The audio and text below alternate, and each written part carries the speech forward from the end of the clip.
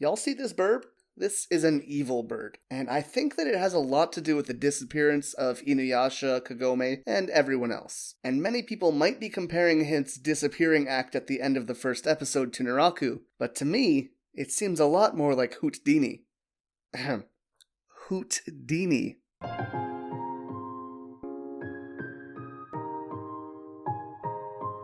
Today, we're going to be talking about the yokai inspiration behind Yotsume, the four-eyed owl demon.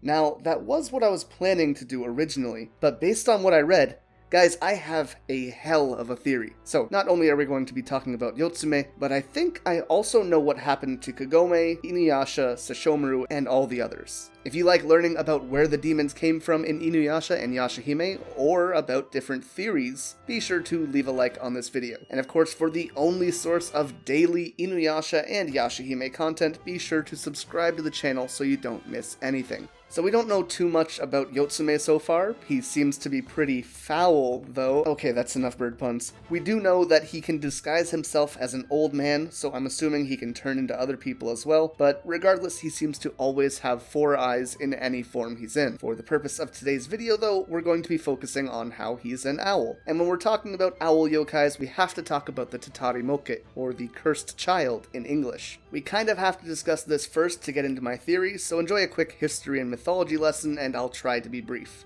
A long time ago in Japan, it was believed that babies weren't fully human until sometime after they were born. From what I read, it's something to do about taking time for the spirit to sync up with the body, but it's kind of complicated and it seems to differ from region to region in Japan. Just know that I could be a little bit off on this, but I'm doing my best to translate these old books, alright? Anyways, it meant that many times, if newborns died, they weren't always given a proper funeral. They would just be kind of buried in the backyard. As their spirits drifted away from their bodies, they would latch onto and get stuck in owls, becoming a Tatarimokke. They typically just look like normal owls and tend to stay near their families' homes. In many stories, people seem to care for any owls that come near their homes after the loss of a baby, assuming that it could be a Tatarimokke who's haunting them, which might be the first use of haunting that I've ever seen in a positive light. Tatarimokke are usually harmless, however, in cases where the baby's body was discarded carelessly, a baby was killed by its parents to reduce the number of mouths to feed, or other situations like this, the spirit could become vengeful, creating eerie sounds, causing hallucinations like floating fireballs, or just making people fall and injure themselves. In cases where infants were killed in more brutal ways, they would return as Tatarimokke and put terrible curses on those who hurt them. In the texts I found, it was explained that no longer would they be the spirit of a dead baby,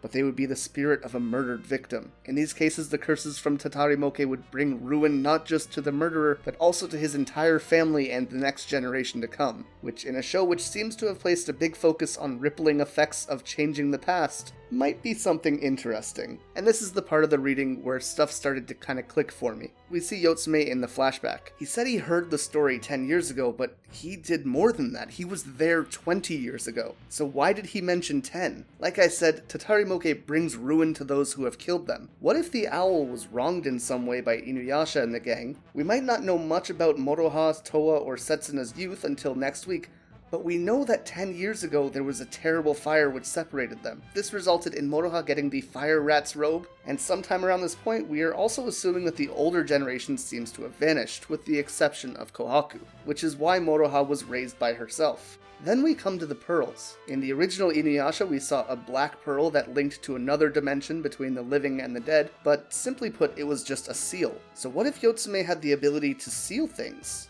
With 7 pearls, all lining up to the original cast's colors, it's fairly believable to say that they were sealed inside the pearls. Basically, my theory is that Yotsume was wronged and brought ruin to the family for generations, sealing away the parents, separating the children, and leaving them on their own. I had the idea of linking this to the infant, who might want revenge on Inuyasha, as babies are so important to the story of Tatarimokke, because, you know, Naraku and everything about him was famously difficult to kill. But I think that might be a stretch. Or I did think that until I talked to my friend Angela, who was in my Yashahime Facts video. She's great, her links are down below. And she told me about this image that she saw on Twitter from an account whose name I can't even begin to pronounce. In this image, Towa and the infant are wearing the same robes, which would make her the second character in the series to be seen in clothes from someone from the previous series. So the likelihood of the baby still being a relevant character just went up quite a bit. If it follows the story of the Tatarimokke, maybe when Inuyasha killed Naraku, the baby's spirit was released and attached to an owl. This would fit the yokai's mythology pretty well.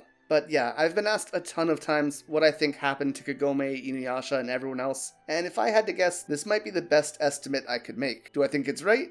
I mean, honestly, probably not. But it's a fun theory, it involves some yokai tie-ins, and it's about the best thing I have to work with in terms of making a guess, so yeah, sure, why not? Regardless, that was the story of the Yotsume yokai inspiration and how I think it might tie into the story. If you enjoyed this one, be sure to leave a like and subscribe for more daily Inuyasha and Yashahime content.